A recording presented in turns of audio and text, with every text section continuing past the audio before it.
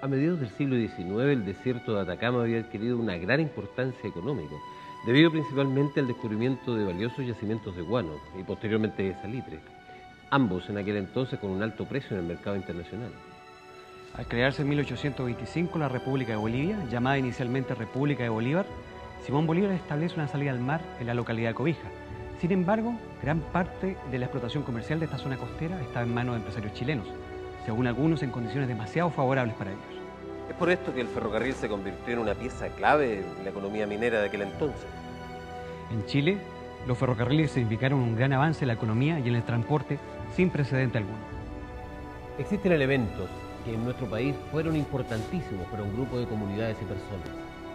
Cientos de esos elementos hoy en día fueron desplazados por el desarrollo tecnológico. Aquí comienza Comprendo Chile.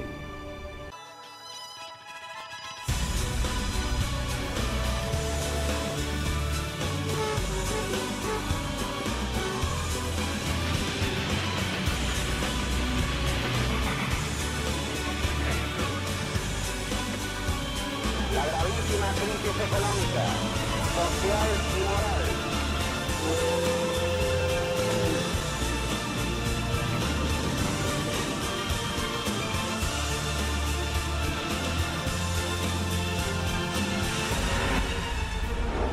Comprendo Chile.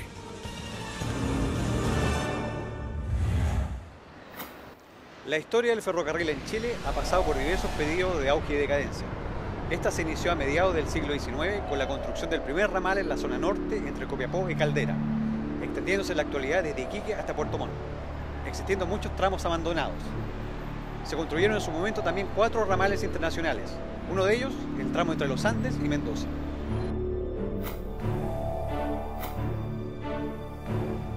Cuando visionan ellos este tema es cuando construyen el telégrafo trasandino a través de la cordillera en 1872. Un trabajo también muy visionario, único en el país, una cosa muy grande para esos tiempos, hacer ese tendido del cable. Y eso yo creo que también despertó en el terreno mismo el interés por ver la posibilidad de hacer el trayecto. Y ellos se pensaron y lo dijeron en más de alguna oportunidad. Si esa ruta había sido usada por el Ejército Libertador, muy bien, perfectamente puede ser usada también por un ferrocarril. En 1842, William Wheelwright presentó al gobierno de Chile un proyecto para la construcción de un ferrocarril entre Santiago y Valparaíso, capaz de cubrir en unas 8 horas el recorrido que hasta ese entonces tomaba varios días. Dicho proyecto fue aprobado, entregándose el estudio preliminar del trazado de la vía al italiano Hilarion Pulini. Wheelwright debió entonces viajar a Europa para conseguir inversionistas para la compañía, pero por desgracia en ese momento el viejo continente pasaba por una fuerte crisis económica, por lo que lamentablemente sus esfuerzos resultaron infructuosos.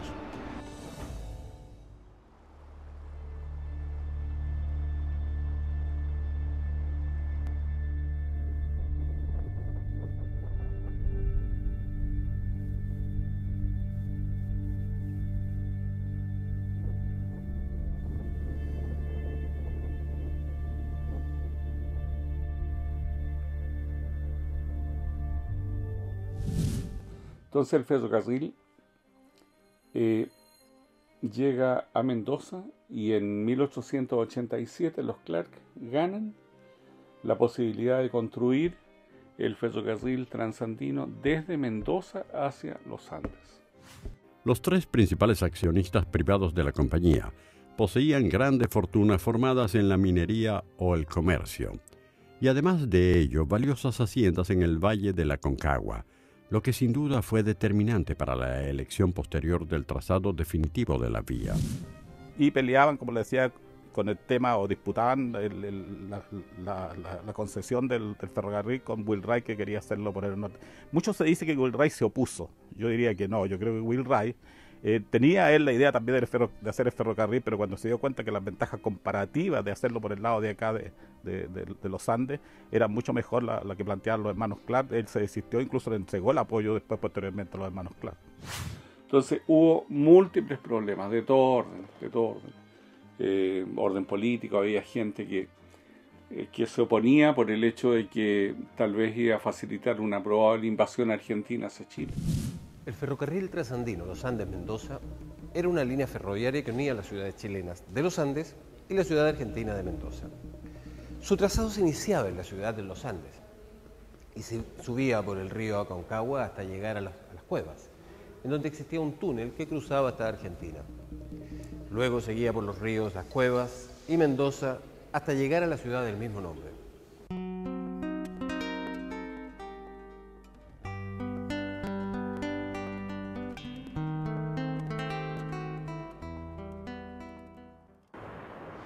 Por otro lado, en la ciudad de Antofagasta, el tren del desierto está en plena construcción. Ya regresamos con más Comprendo Chile.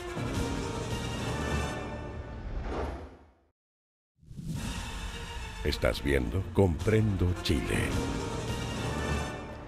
El ferrocarril de Antofagasta a Bolivia es un sistema ferroviario chileno constituido en Londres en 1888 como la Antofagasta Chile and Bolivia Railway Company, en la época de auge salitrero. De todos los ferrocarriles mineros, fue el único que logró sobrevivir a la caída del mercado del salitre natural. De partida el tren nació, el ferrocarril nació con la ciudad. Porque pocos años después que se pobló Antofagasta, pocos años, yo creo que en menos de 5 años, ya había un ferrocarril acá en la ciudad. Y ahí el ferrocarril tenía una importancia muy preponderante, que hoy día desgraciadamente desapareció en cuanto a pasajeros, pero el tráfico ferroviario de mercadería todavía continúa.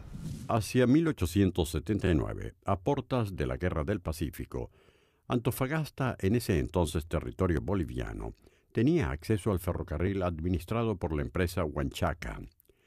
Después de la Guerra del Pacífico, la propiedad del ferrocarril pasa a manos de la compañía de Antofagasta Chile and Bolivian Railway Limited, de capitales ingleses, que administró las líneas férreas y los puertos de todo el sector de la Pampa Salitrera. A medida que se iban haciendo oficinas, el ferrocarril iba avanzando.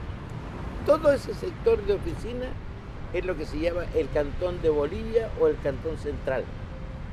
Y eso fue lo que portió el ferrocarril de Antofagasta.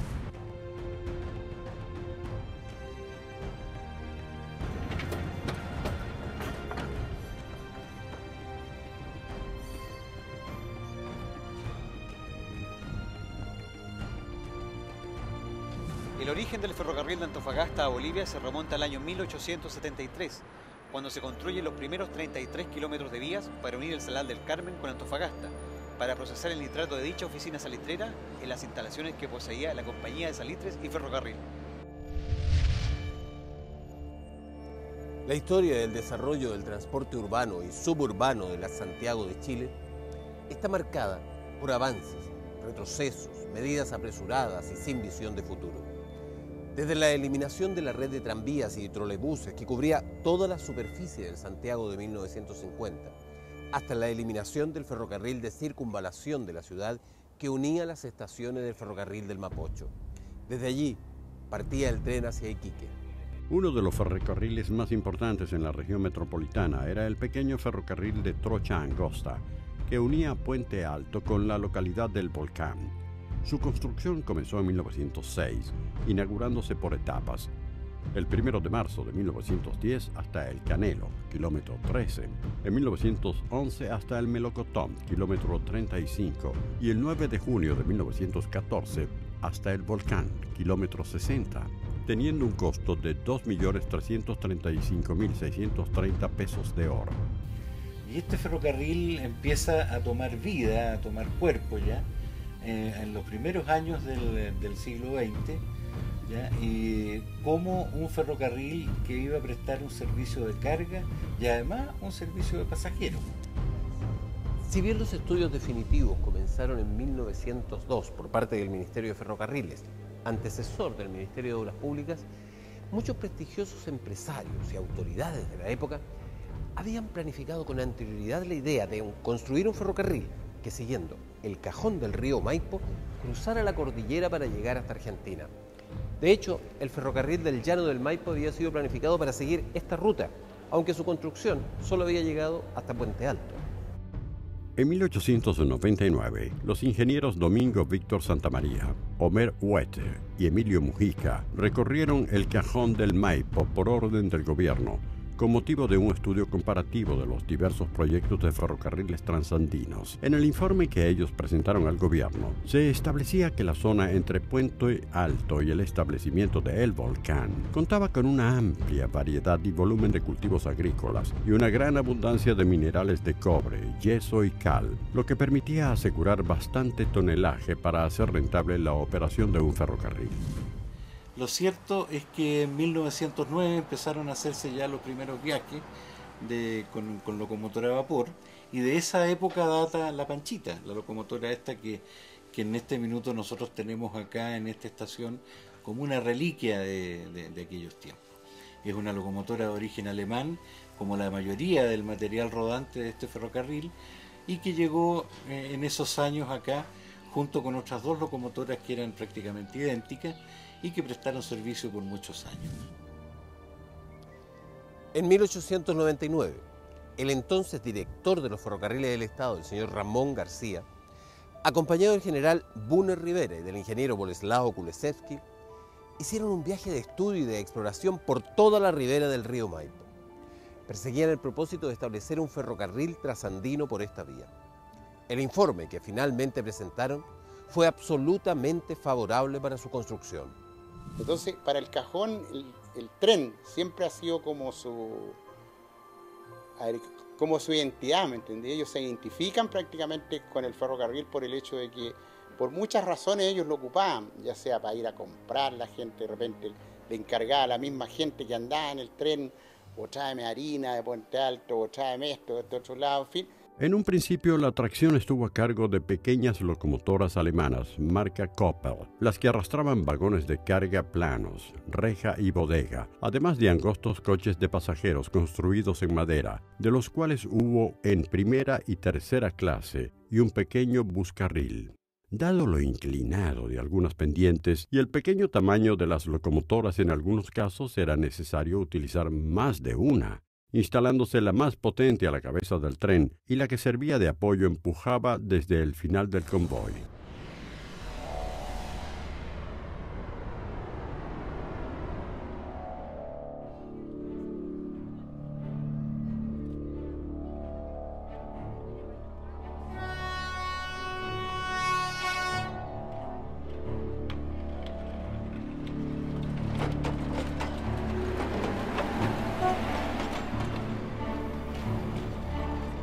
En esa época era posible que una persona se subiera en la Plaza Italia al tren del Llano del Maipo, llegara a Puente Alto y de Puente Alto tomara el tren militar, ¿ya?, y llegar hasta el Volcán. Imagínate, una maravilla, salir del centro de Santiago y llegar a plena cordillera como es la ubicación de la localidad del Volcán.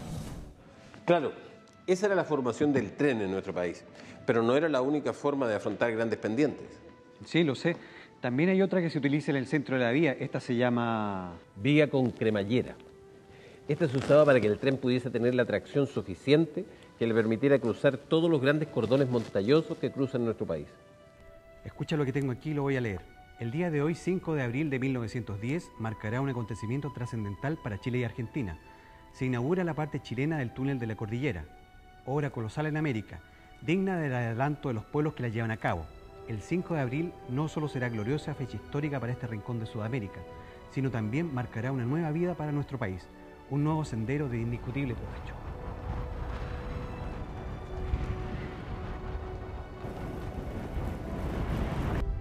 Este monumento, cuando se inaugura, cumple un cometido trascendente, que es plasmar el símbolo de la paz entre las dos naciones, porque cuando se inaugura se invitan a más de 300 personas, invitados oficiales, y la sorpresa en aquella época fue que cuando llegaron acá las autoridades había más de 3.000 personas estacionadas anteriormente, que habían llegado a caballo, en mula, en carreta, en lo que fuera, porque obviamente ellos querían participar de algo que hubiera sido realmente si hubiese habido una guerra en aquel entonces, hubiera sido una guerra entre familiares, amigos y vecinos, porque la unión entre las dos naciones se daba por los Andes y Mendoza.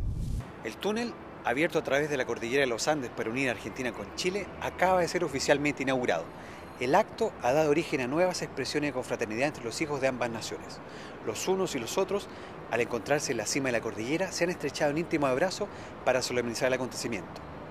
Ambos países quedan desde hoy en adelante unidos por un nuevo vínculo que viene a acercarlos aún más comercial y amistosamente. Por ejemplo, cuando estaban cavando, querían cavar estas grandes piedras, estas grandes moles para construir el túnel, chuzo, picota, era lo único que existía en ese momento, y lamentablemente no podían ingresar para poder cavar. Entonces a alguien se le ocurrió, y cuenta uno de los ex ferroviarios que le contaban a él, porque recordemos que al principio del siglo pasado, de 1900, lo que tenían que hacer simplemente era calentar varias horas con leña, ese sector donde querían entrar a picar, y después le arrojaban vinagre, y el vinagre hacía reventar la piedra y hacía para que pudieran meter el chuzo, la picota y empezar a cavar de a poco. Cuando se inaugura el ferrocarril fue la gran expectativa, digamos, de poder cruzar de Mendoza o de Buenos Aires hasta Valparaíso, con los correspondientes transbordos en Mendoza y en los Andes. En el ferrocarril viajaron grandes personalidades a nivel mundial, príncipes, reyes pasaron. Recordemos que el ferrocarril es la única opción a nivel de continente, de mediano continente, de transitar entre el Océano Pacífico y el Océano Atlántico, o viceversa. La historia del ferrocarril en Chile se remonta a la aparición de la primera línea ferroviaria sudamericana, construida hacia 1850 y asociada a la explotación de mineral de plata de Chanarcillo, entre las ciudades de Caldera y Copiapó, en la zona norte del país. Ya en esos años, los sueños de conectar los océanos con las líneas de hierro estaban presentes. Hacia 1860, William Wheelwright había planeado un trazado que conectaba Caldera, en aguas del Pacífico, con la ciudad de Rosario, en el Atlántico, atravesando la cordillera de los Andes por el Paso San Francisco. Simultáneamente, otras empresas modernizadoras sucedían en el cono sur de América, destacando entre estas la puesta en funcionamiento del primer telégrafo interoceánico en 1871.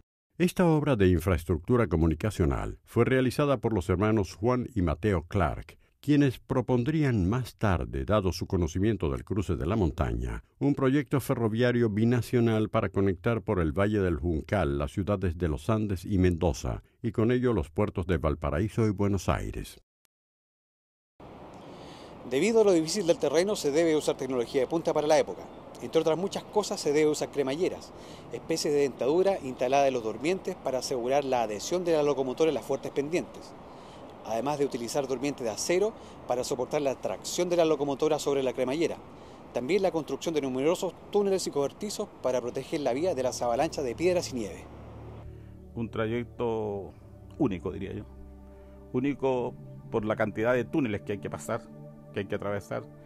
Cómo iba la línea, serpenteando el río y la montaña, y subiendo, que uno no sabe cómo, prácticamente. Bueno, es uno de los problemas que tuvo el ferrocarril también, superar ese tema de fuerza de las máquinas. Y el espectáculo indudablemente maravilloso, a la altura, como veía, la soledad de la cordillera, porque no debemos olvidar que al lado chileno está la parte más alta de la cordillera, al lado argentino ya es la parte más baja. La cordillera de los Andes es un sistema montañoso de América del Sur comprendido entre los 11 grados de latitud norte y los 56 grados de latitud sur, que atraviesa Argentina, Bolivia, Chile, Ecuador, Colombia, Perú y partes de Venezuela. La altura media alcanza los 4.000 metros, con numerosos puntos que alcanzan y hasta superan los 6.000 metros. Es la mayor cordillera del continente americano y una de las más importantes del mundo. Constituye una enorme masa montañosa que discurre en dirección sur a norte a lo largo de 7.500 kilómetros.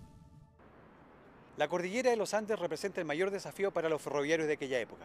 Recordemos que nos encontramos a fines del siglo XIX, en que la tecnología, tal y como la conocemos hoy en día, era muy distinta en aquella época. La zona norte de Chile ya estaba atendida con el ferrocarril, pero este sería interrumpido por un conflicto bélico que enfrentaría a Chile con los países limítrofes del norte. En efecto, la Guerra del Pacífico nos puso de frente contra la Confederación Perú-Boliviana, donde no solo después de 4 años de lucha ganamos la batalla, sino que además cobramos el premio. Así, el triunfo sobre esta confederación se tradujo en la ocupación y anexión definitiva de vastos territorios ricos en yacimientos de nitrato, donde además figuraban algunos de los ferrocarriles que pasarían a engrosar las estadísticas chilenas. Nos encontramos en un coche del ferrocarril Antofagasta-Bolivia. Su construcción data de 1825 aproximadamente. Este coche tiene un nombre, se llama Reservado número 1. Y se llama Reservado número 1 porque, bueno, era el principal. No es que fuera el primer coche, digamos, que se construyó, no. Era el principal porque lo ocupaban solamente los administradores que venían de Londres a ver el funcionamiento del ferrocarril. El salitre, conocido como el oro blanco, le vino muy bien al Estado chileno, ya que le ayudó a revitalizar las agotadas áreas fiscales que quedaron después de la guerra, dando un nuevo impulso a la construcción de vías ferroviarias. Con la conquista de las pampas salitreras, 2 ferrocarriles se encontraban en proceso de gestación, y estos serían por los próximos 50 años las líneas privadas más importantes del país. En la ciudad de Iquique se armaba el cuartel general del ferrocarril salitrero y comenzaba a extenderse en busca de los campos de nitrato. Entre tanto, más al sur, hacía lo mismo la Compañía de Salitres y Ferrocarriles de Antofagasta. Ahora el ferrocarril trajo mucho adelanto a la ciudad, porque como eran máquinas a vapor tenían que funcionar con agua. Entonces el ferrocarril fue la primera empresa que puso agua en Antofagasta, ¿no? Después vino lo que era el acarreo de pasajeros. También es súper importante, como te decía, porque nos conectaba con el resto del país, que estábamos tan lejos. Oficina Salitrera es el nombre que reciben los diferentes centros de explotación del salitre, ubicados en las actuales regiones chilenas de Tarapacá y Antofagasta, que proliferaron desde 1842, con el descubrimiento de la utilidad del salitre, hasta los años 30, luego de inventarse el salitre sintético. Dado lo aislado y árido de la zona de explotación minera, en pleno desierto de Atacama, se crearon como el entorno de las instalaciones industriales para la extracción y procesamiento del salitre, enclaves casi autosuficientes, en los que se reunía la administración del centro minero, viviendas de los trabajadores, centros de venta, iglesias, cementerios, escuelas, centros de esparcimiento y entretención. Las oficinas salitreras fueron hogar de miles de trabajadores provenientes de Chile, Bolivia, Perú y Argentina. De 1810 a 1812 se establecieron las primeras oficinas salitreras en la provincia de Tarapacá, en Negreiros, Pampa Negra y Zapiga. En el Longino vinieron la gente a trabajar a la salitrera, a poblar, digamos, porque mucha gente se vino de allá a poblar a la salitrera en la época del salitre, en el auge del salitre. O sea, casi todos los trabajadores venían de la tercera región, del sur, y el tren era un elemento que unía al país, ¿no? Hasta que, por supuesto, aparecieron las carreteras, los nuevos medios de comunicación, y el tren fue poco a poco desapareciendo de la historia.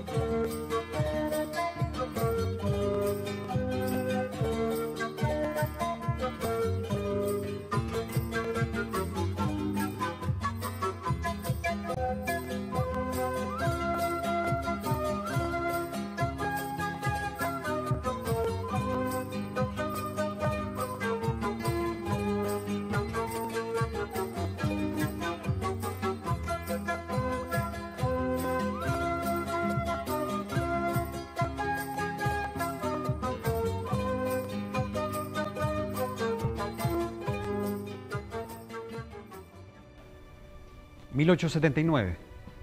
Así es, 1879, cuando logra llegar el ferrocarril hasta la estación Salinas, cerca de la oficina Chacabuco, y se desata el conflicto bélico entre Chile, Bolivia y Perú.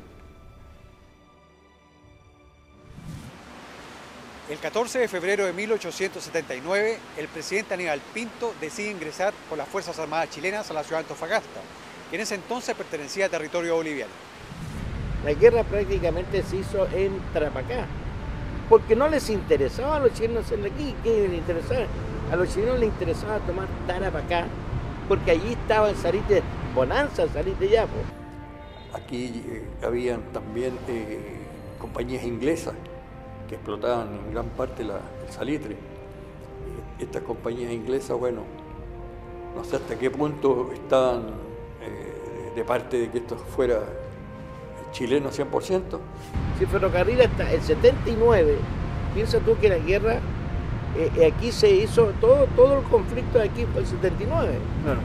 Y después, ¿no es cierto?, aquí sirvió para ¿cómo se llama?, para concentrar las tropas. Aquí hubo 5.000 hombres concentrados. En 1878, las autoridades bolivianas, en medio de una crisis económica, buscan reaccionar a los privilegios otorgados por el anterior gobierno a los empresarios de la zona. En este contexto, el Congreso boliviano se aboca al reestudio del acuerdo celebrado por el gobierno en 1873. Para Bolivia, el contrato firmado en 1873 con la Compañía de Salitres y Ferrocarril de Antofagasta aún no estaba vigente, porque de acuerdo con la Constitución boliviana, los contratos sobre recursos naturales debían aprobarse por el Congreso. Ello se hizo por la Asamblea Nacional Constituyente Boliviana, mediante una ley, el 14 de febrero de 1878, a condición de que se pagara un impuesto de 10 centavos por quintal de salitre exportado por la compañía. No olvidemos que Antofagasta en los años 1850, 1860 se llamaba el despoblado de Atacama.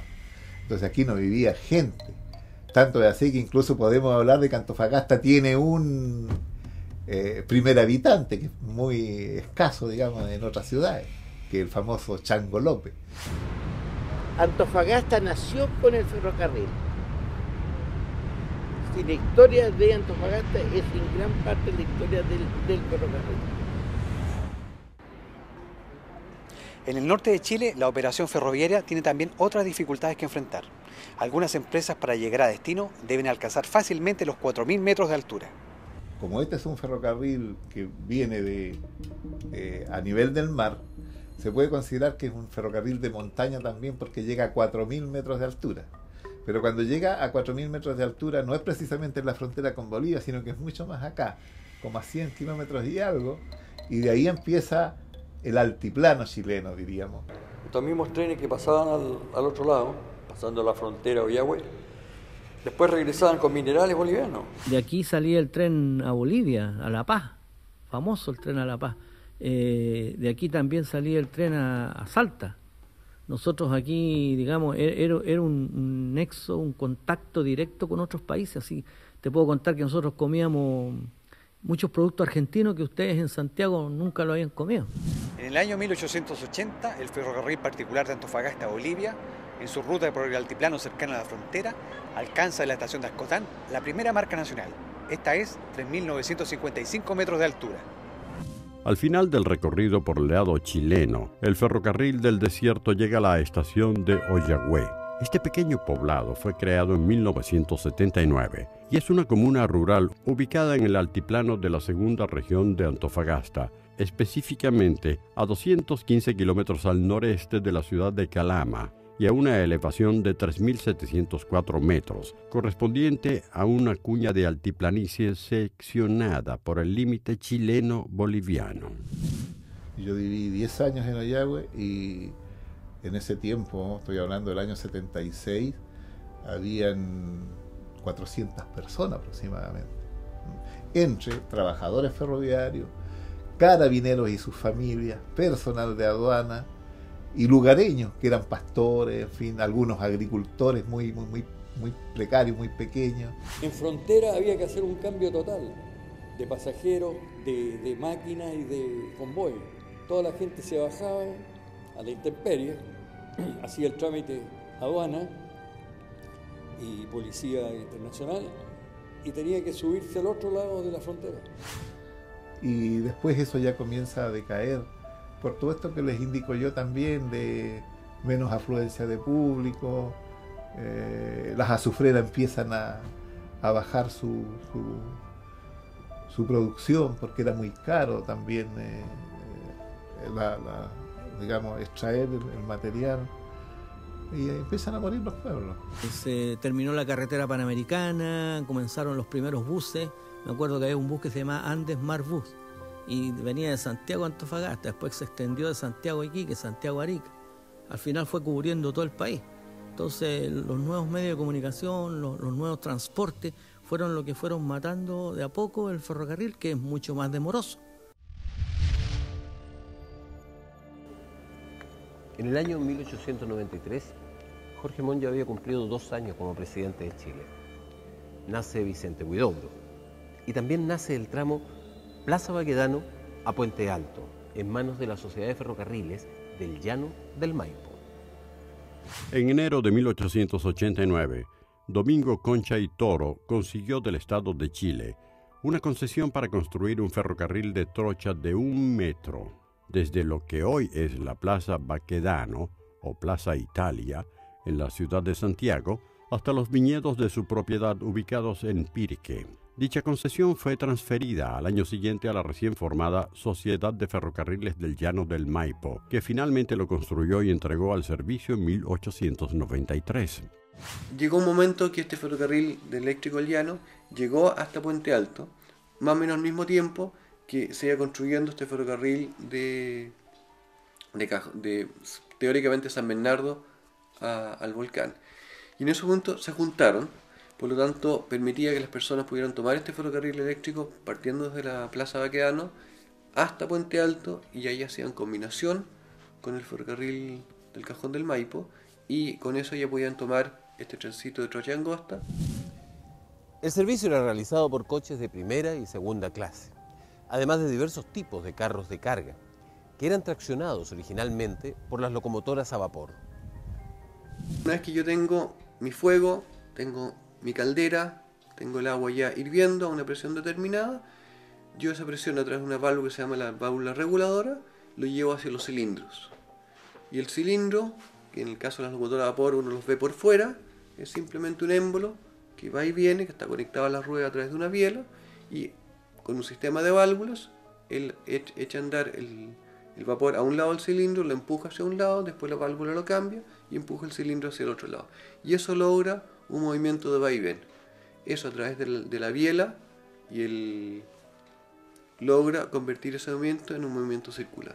Entonces tú llegabas a Puente Alto temprano en la mañana, tomabas este tren, ¿ya? Y ahí comenzaba el sueño, ahí comenzaba el viaje mágico, ¿ya? Por este tren que era bastante bullicioso porque sus coches eran de madera, no tenía grandes sistemas de amortiguación, etcétera. Por lo tanto era un viaje áspero, pero esa aspereza, digamos, ya era algo que tú te olvidabas muy rápidamente por la maravilla que significaba empezar a conectarte con todo este paisaje cordillerano.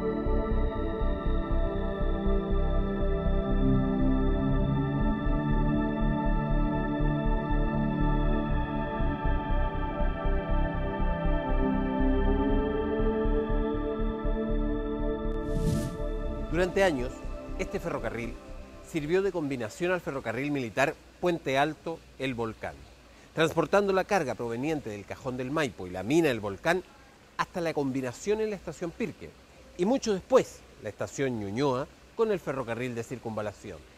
El punto de unión del ferrocarril del Llano del Maipo y del Puente Alto al Volcán se hacía dentro de los patios de la estación Puente Alto. Su punta de rieles era la hermosa estación Pirque, construida por la Compañía Central de Construcciones AEN y diseñada por Emilio Jäckier e inaugurada en 1911. Se debe considerar su belleza y magnificencia, porque se esperaba que algún día recibiera a los pasajeros provenientes de Argentina. La estación Pirque, que posteriormente se llamó Estación Bustamante, se encontraba en lo que hoy en día es Avenida Mata con Parque Bustamante. Enrique Meix exploró esa ruta por el Cajón del Maipo. Pero obviamente no se concretó, habían demasiados proyectos trasandinos, había muchos pasos estudiados. Partió siendo el ferrocarril de San Bernardo al Volcán. Sus impulsores en un momento pensaron incluso que podía ser un ferrocarril trasandino, pero también nuevamente intereses creados, otro tema político, finalmente se consolidó el ferrocarril trasandino como el corredor transnacional, y esto quedó como un ferrocarril un poco más local. El Cajón del Maipo a fines del siglo XIX y a principios del siglo XX era una zona que se caracterizaba por ser una zona minera fundamentalmente.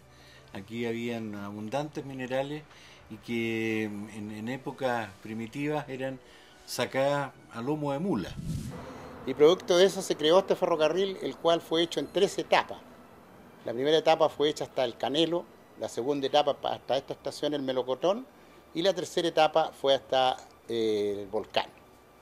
Y en ese momento el Cajón del Maipo prácticamente tenía muy poco medio de transporte, medio de locomoción, y el medio de locomoción que había era este ferrocarril.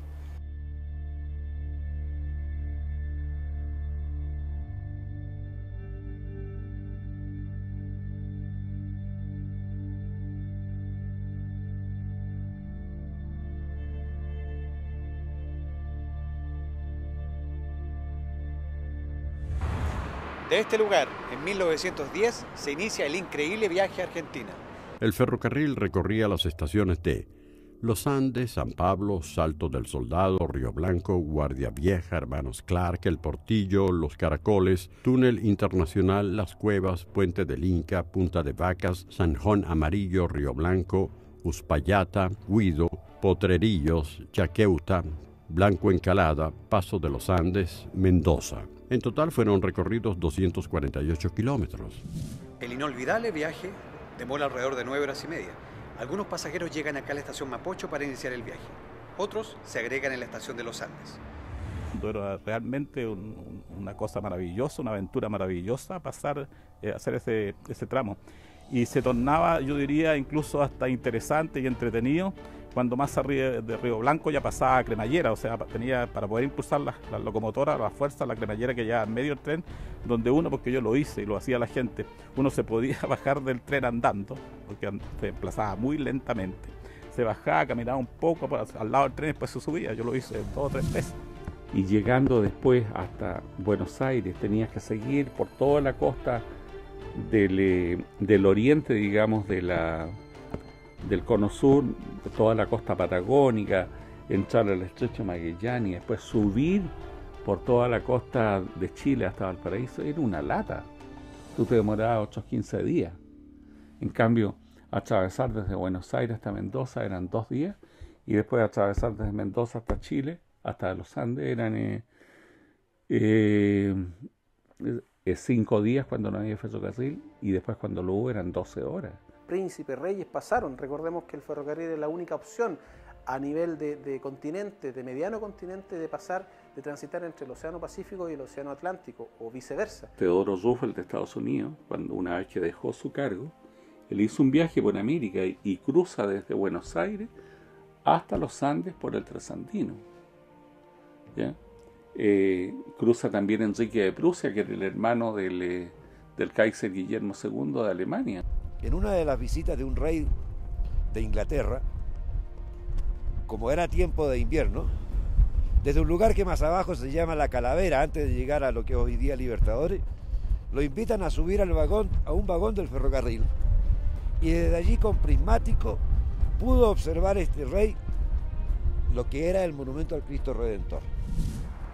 En el año 1874, el Estado chileno otorga la concesión de la construcción a los hermanos Clark. la que por problemas económicos solo se inicia hacia 1889 en la ciudad de Los Andes. Lamentablemente, la empresa Ferrocarril Trasandino Clark siempre debió sufrir problemas económicos, esto debido a que los costos de la construcción no fueron correctamente evaluados desde un principio, lo que se tradujo en la dificultad para conseguir el apoyo de los incrédulos accionistas. Luego de largas y largas gestiones con el gobierno chileno, el gobierno aprueba concederles la posibilidad de construir el ferrocarril desde Los Andes hacia Mendoza. Y eso empieza el 5 de abril de 1889. Consideraron hacer túneles en altura, 3 kilómetros, 12 kilómetros, 15 kilómetros en túneles en espiral, como se hace en otras partes del mundo, como habían en otras partes del mundo. Pero se decidieron por lo más práctico y hacerlo más recto. Y la idea de los hermanos Clark, que era muy buena, no se concretó. Ahora se está pensando un poco en eso, ahora. Que el ferrocarril fue tremendamente importante dentro del contexto del desarrollo público, del desarrollo humano, del desarrollo social, del desarrollo económico. Recordemos que Los Andes nació con un concepto de puerto y el ferrocarril trasandino llegó a coronar este sentido de puerto. Cuando el trasandino estuvo terminado en 1910, hace exactamente 100 años, Juan Clark ya había fallecido y la empresa había sido embargada y traspasada a la Trasandine Construction Company de Inglaterra. Aún así, los nombres de Juan y Mateo Clark permanecen en la historia como los gestores de esta obra. Cuando las relaciones internacionales y la política están bien en cualquier de las dos naciones, en cualquier país, las cosas se pueden hacer. Pero cuando las cosas no andan bien, todo se dificulta. El último tren de pasajeros circuló el 21 de septiembre de 1979. En junio de 1984, hubo aludes en zonas de alta montaña, tanto del lado argentino como del chileno. Si bien el tramo argentino fue construido una vez más, no pasó lo mismo con el chileno, por lo que las travesías internacionales fueron suspendidas. Los daños que hubo en ese temporada, en ese año, en ese invierno, no fueron tan mayores a los de otros inviernos. O sea, uno lo percibía como tal, uno con conocimiento de causa se daba cuenta que faltó voluntad. Lamentablemente, en la década de los 80, esto falleció, murió el tren ferrocarril trasandino precisamente por esta falta de mantención, falta de preocupación. En mi opinión, debe haber sido producto de una mala administración, de una administración sin visión de futuro, algo que no se fue modernizando. Un economista o un estadista, la gente que está, ¿cómo se llama?, al frente de los negocios de nuestro país, no puede saber lo que va a pasar en un tiempo más. Hay que proyectarse, hay que tener visión de futuro, y yo creo que nuestras autoridades tienen la visión de futuro. Entonces yo creo que sabían que iba a venir un auge en la carga, sin embargo prefirieron que este transporte se hiciera a través de los camiones. Entonces, ¿por qué no se había innovado? Tal vez porque estábamos en un país que le faltaba más desarrollo, un país que todavía era pobre, tal vez. Pero hoy día yo creo que este país debería, tiene los recursos como para tener una red ferroviaria de lujo, de alta velocidad y todo. Entonces yo sueño con eso. Y a la vez sueño con que tengamos una alternativa a la carretera que une Chile con Argentina por la vía de un ferrocarril trasandino moderno. Es así como los últimos pasajeros que salen desde Santiago a Los Andes y posteriormente a Mendoza se despiden una fría mañana de un 21 de septiembre de 1979 de este maravilloso ferrocarril que queda solo entre los recuerdos de los que alguna vez vieron pasar a este gran coloso de hierro.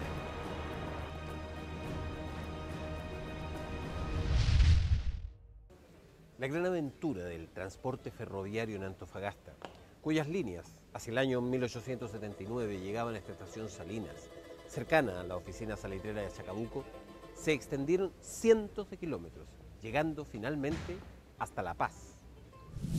Encontramos estaciones muy continuas unas a otras. ¿Y por qué? Porque resulta de que como el ferrocarril, como las máquinas eran a vapor, tenían que abastecerse de agua constantemente. Entonces, donde había una cachimba, le llamamos nosotros al sistema de agua, que es una cañería de una dimensión más o menos importante para que su flujo de agua cayera con alta presión en las locomotoras. Esas cachimbas de agua tenían que estar distribuidas cada 20 kilómetros. Baquedano es posterior, y eso se creó allí porque se construyó en longitudinal. Estamos hablando ya del siglo XX. Y después de esa estación vendría Cere, que hoy no existe, y San Pedro. La estación San Pedro tiene importancia porque ahí estaban los grandes estanques de agua que el ferrocarril distribuía desde el año 1892 hasta 1970. Distribuía el agua a la ciudad, era el agua, famosa agua de Silol. Años atrás, la gran importancia del salitre en el norte de Chile obligó a realizar una división territorial a través de distritos, lo que generó que ahora exista un grupo de oficinas salitreras en donde se concentraría el Tesoro Blanco. Así es que se conformaron 5 distritos bautizados con el nombre de cantones que recibieron distintas denominaciones de pila: El Toco, Pampa Central o Bolivia, El Boquete, Aguas Blancas y Taltal. Esta última localidad se originó en el año 1850, cuando José Antonio Moreno descubrió el cantón salitrero. A partir de entonces, la población creció en virtud de las instalaciones mineras y del puerto construido por Moreno para exportar el mineral hacia otros destinos. En medio de la pampa salitrera existía la estación del ferrocarril Unión. Alrededor de ella, a partir de 1911, se levantó el pueblo de Pampa Unión, que fue creciendo y convirtiéndose en un lugar que, a diferencia del resto, presentaba alternativas sociales y recreativas a los trabajadores salitreros de los diferentes distritos. Allí inmediatamente el tipo que era bueno para el comercio dijo: aquí me la están dando, construyo algo cerca alrededor. Y las prostitutas, que fueron muchas, dijeron: bueno, aquí está todo la clientela, pues entonces me pongo aquí. Y construyeron carpas, construyeron todo, hasta que se fue formando. ¿En qué año y por qué se creó la estación Pampa Unión?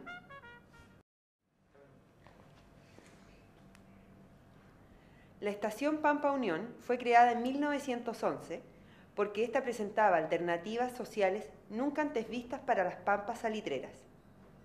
En el fondo, la historia del ferrocarril es una aventura.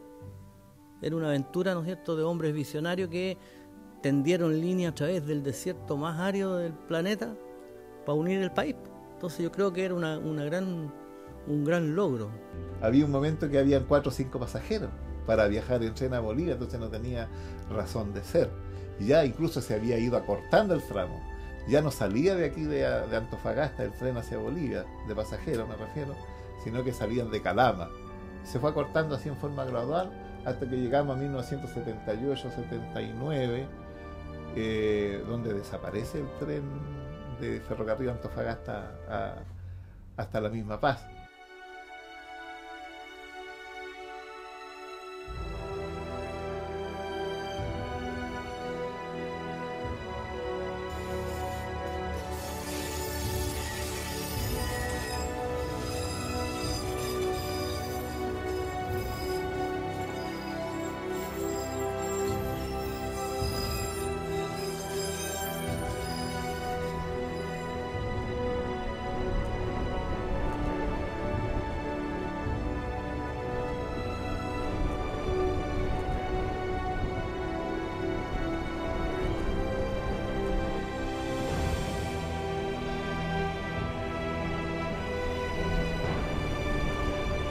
Gracias al ferrocarril, cientos de poblados al interior de la Pampa pudieron tener un desarrollo nunca antes visto. Los enormes teatros, surtidas pulperías, agua potable, llegaron a complementar estos pequeños asentamientos humanos, convirtiéndolos en pequeñas ciudades. Pero nada de esto podría mejorar las terribles condiciones en las que vivía el humilde minero del salitre. En 1879 el gobierno chileno le declara la guerra a Confederación Perú-Boliviana. El territorio de Antofagasta, que en ese entonces era boliviano, pasa a ser del Estado chileno. En ese momento el ferrocarril del desierto generaba grandes ingresos para el sector minero privado, a quienes no les interesaba en lo más mínimo la guerra de ese momento.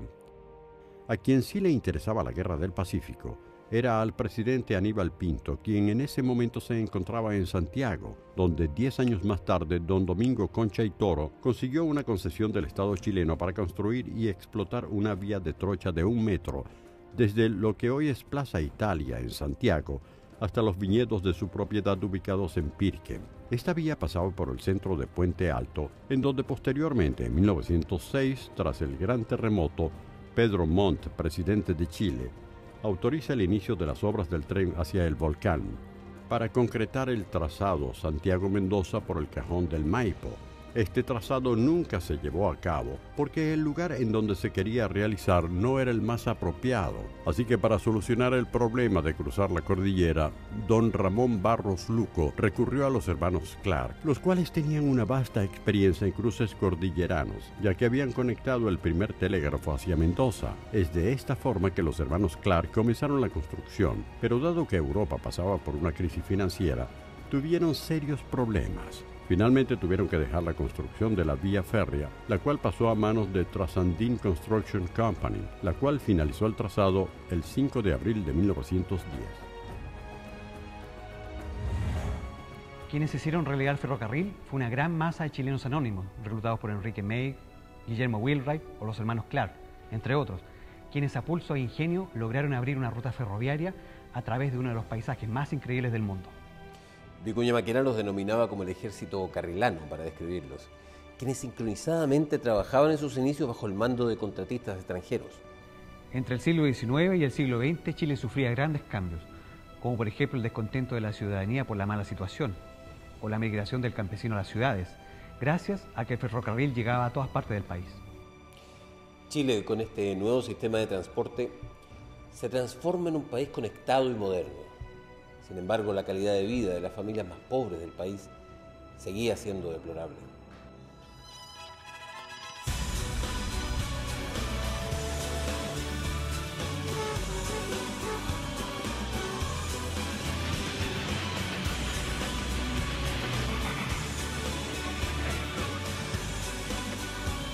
La gravísima crisis económica, social y moral.